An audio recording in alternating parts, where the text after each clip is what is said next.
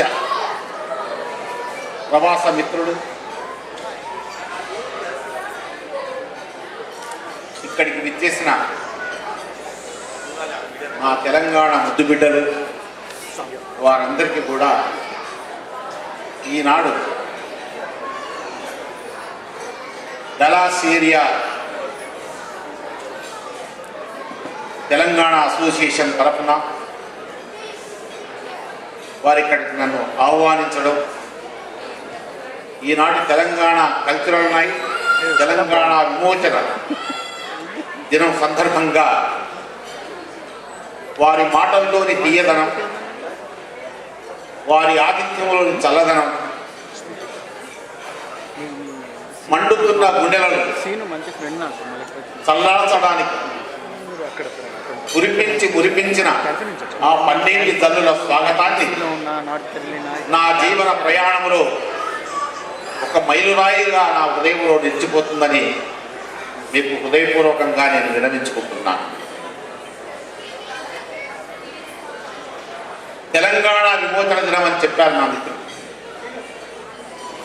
భారతదేశానికి స్వాతంత్రం వచ్చి 1947 ఆగస్టులో స్వాతంత్రం వస్తే తెలంగాణకు 1948 సెప్టెంబర్ 17 నాడు విమోచన కలిగింది. నా దృష్టిలో పూర్తి విమోచన కలగలేదు. ఆ విమోచనకు ఇంకా సమయం ఆసన్నం కాలేదేమో, పూర్తి స్వాతంత్రం తెలంగాణ ప్రజలకు రాలేదేమో అనేటటువంటి భావన మనలో ఉంది.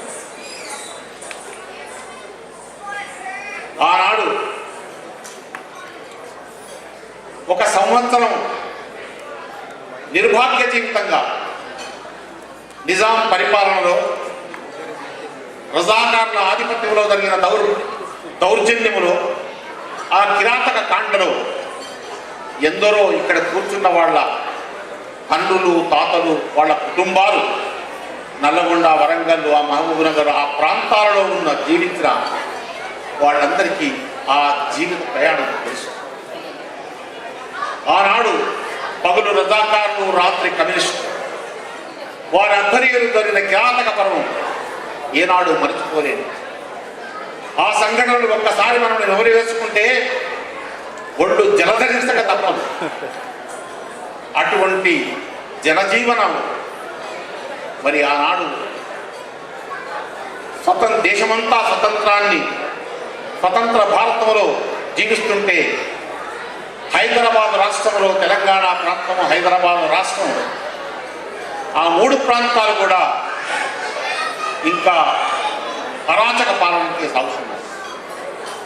నేను నిజాం పాలన గురించి వ్యతిరేకం చేయడం లేదు. నిజాం చేసిన చాలా మంచి పనులు, గొప్ప పనులు కూడా ఉన్నాయి.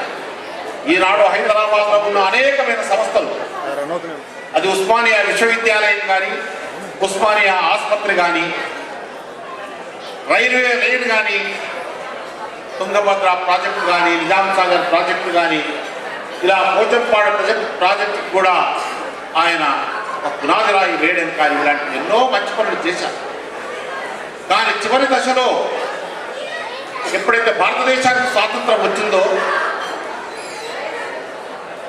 కొందరి సలహాల వల్ల ఆయనలో కూడా స్వార్థం చెప్పి, ఆ స్వార్థానికి ఆయన బలైపోయి, ఆ స్వార్థంలో కొట్టుకుపోయి ఆయన హైదరాబాద్ రాష్ట్రాన్ని భారతదేశంలో విలీనం చేయడానికి ససేమిరా ఒప్పుకోలేదు.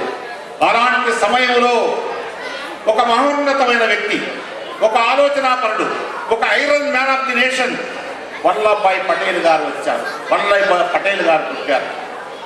ఇప్పుడు అనిపిస్తుంది, కహా గయే వో లోగ్ और कहां से आए ये लोग, ఆ మహాత్ములు, మహానుభావులు, ఆ నాయకులు ఎక్కడికి వెళ్ళారు?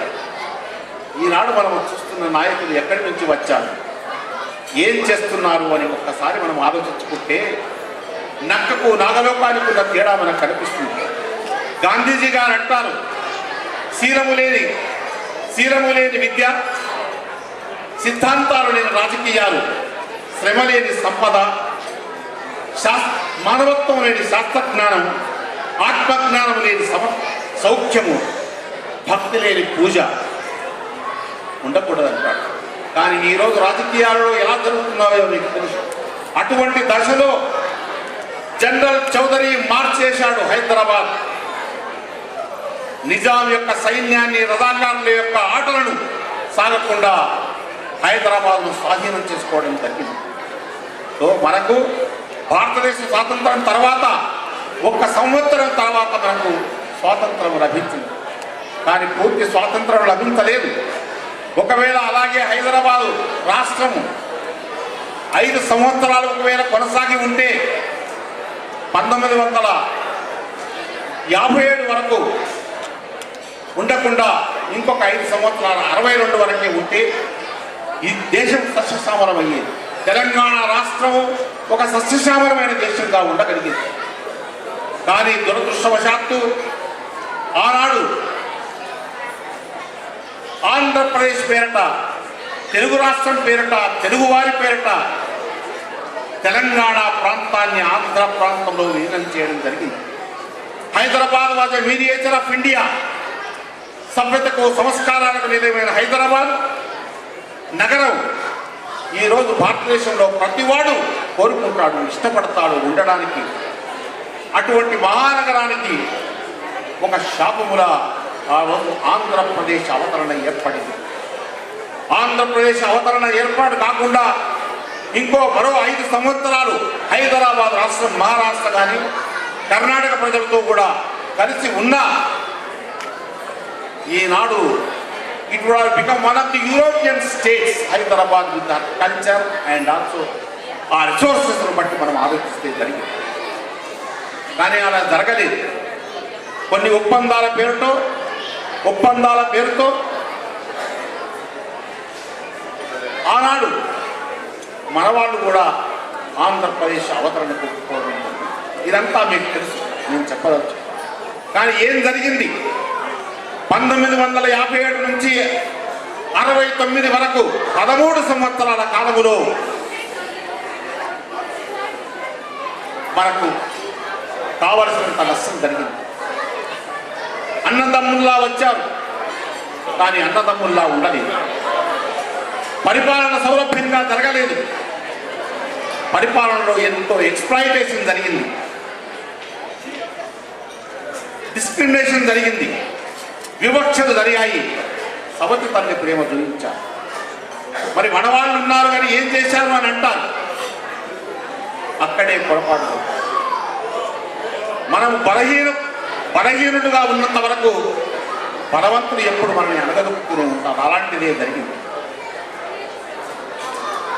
13 సంవత్సరాల్లో నీలం సంజీవరెడ్డి గారు ముఖ్యమంత్రి అయ్యారు. ఒక విషయం మాత్రం మీరు ఇక్కడ జ్ఞాపకం ఉంచుకోవాలి. పూర్వలు రామకృష్ణరావు గారు మన ముఖ్యమంత్రిగా ఉన్నారు. 14 భాషలు, బహుభాషా కోవిదుడైన చాలా తెలివివంతుడు, ఒక విజనరీ పర్సన్, దూరదృష్టి కలవాడు, సమన్వయ దృష్టితో పరిపాలన చేసేవాడు. అలాంటి వాడిని పక్కకు తప్పించి ఆనాడు సంజీవరెడ్డి గారు ముఖ్యమంత్రి అయ్యారు. ఓకే, పర్వాలేదు. సంజీవరెడ్డి గారు పోయిన తర్వాత సంజీవయ్య గారు అయ్యారు. మళ్ళీ సంజీవరెడ్డి గారు వచ్చారు. సంజీవరెడ్డి గారు పోయిన తర్వాత మళ్ళీ బ్రహ్మానంద రెడ్డి గారు వచ్చారు.